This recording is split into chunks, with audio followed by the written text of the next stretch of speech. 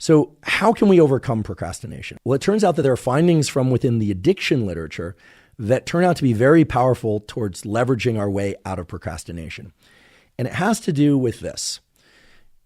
You already know, because I've told you probably a dozen times now, that the depth of the trough after a dopamine peak is proportional to how high that peak was and how steep it was, how quickly that peak occurred. It turns out that not only is the depth of the trough proportional to that, but the rate at which you get out of that trough is proportional to how steep that trough is. Let me explain this for you in as clear terms as I possibly can. Imagine you're in an amotivated state. You're just not feeling motivated. You're procrastinating. You may think, okay, the thing to do here is something. I'll clean the house. I'll take care of some bills. I'll do something. Or I'll just wait. Those approaches, as we talked about before, generally don't work, or at least don't work quickly, or they lead you right up to the deadline, and that's the deadline that forces you to get something done, or you just don't get it done and you don't succeed in your goal. That happens a lot as well.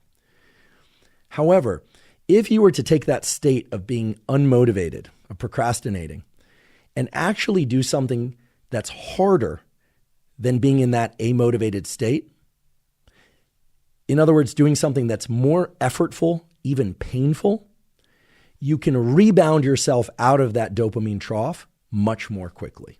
So what do I mean you want to put yourself in a state that's worse than or harder than the state that you're in, or do something quote unquote more painful? And here I want to be very clear. I'll say this 3 times, but I'm going to say it for the first time now. When I say more painful, I do not mean doing any kind of tissue damaging or psychologically damaging behavior or anything of that sort that's going to render you injured or not well, even in the short term. That's not what I'm referring to, okay? Let's just get that one out of the way. What I'm referring to is the fact that, for instance, if you're feeling amotivated, but you find yourself cleaning the house as a way to procrastinate, you could say, well, cleaning the house is harder than sitting down and doing nothing. But actually, in that moment or in those moments, that's not the case, or else you wouldn't be doing it. The reality is that the dopamine system works according to what feels hard or easy in the moment. In other words, if you're feeling amotivated, you need to do something and put yourself into a state that's harder than the state you're in. So for instance, if you're sitting around feeling amotivated, or you find yourself tending to tasks that are irrelevant to the goal that you really should be focused on, you need to put your body and mind into a state of discomfort quickly.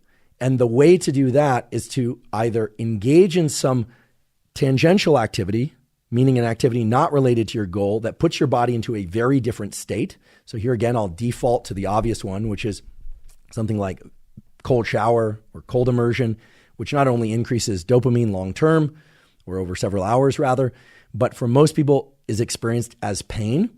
That pain causes a rebound out of that dopamine trough faster than it would occur if you had just stayed in that amotivated state and waited for it to go away, or done something like cleaning up that for whatever reason felt like it required less friction. When I say friction, I mean limbic friction. Your limbic system is always in this dialogue with your forebrain. And limbic friction goes 2 ways.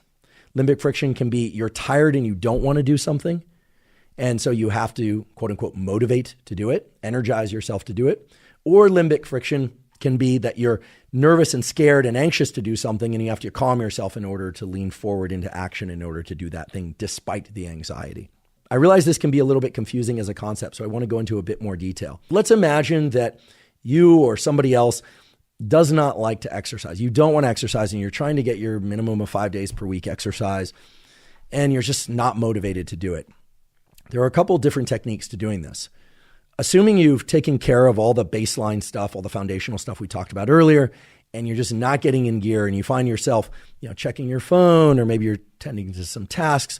Obviously, those things are quote unquote easier for you, meaning they cause less limbic friction than engaging in exercise.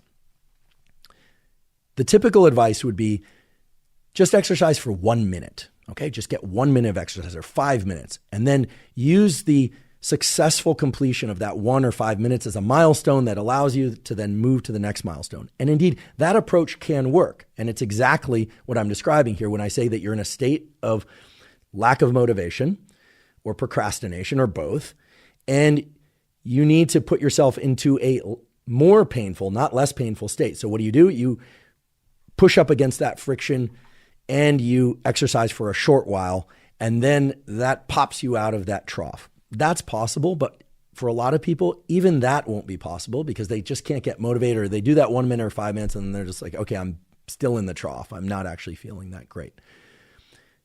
In those circumstances, it makes sense to do something that's tangential to the whole path that you're trying to pursue, this goal that you're trying to pursue. That is, believe it or not, much worse than just being amotivated. And when I say worse, I don't mean picking some task that normally you don't like to do, but now you're willing to do. I mean, literally thinking about what would be worse than being in this state. Again, without causing yourself tissue or psychological damage. What would be worse? Well, cold water would be worse for many people, very cold water. So the key is to figure out something that, for lack of a better way to put it, really sucks, and yet is safe.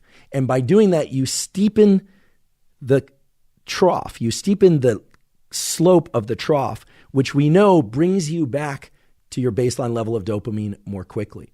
Now, for some people, that will be deliberate cold exposure through cold shower, ice bath. And I have to tell you that if you're cringing as I say this, well, then there you go. You now have a tool that you know you cringe even when you just think about, and therefore represents a great tool for you. So if I'm procrastinating to do something I really need to do, should I just simply wait for that procrastination to evaporate? No. Will it eventually evaporate? Maybe. Will a deadline eventually surface that will trigger me into an anxious or activated state that will allow me to complete what needs to be done? Maybe. Hopefully. But better would be to get out of that amotivated state, that state of procrastination, quickly.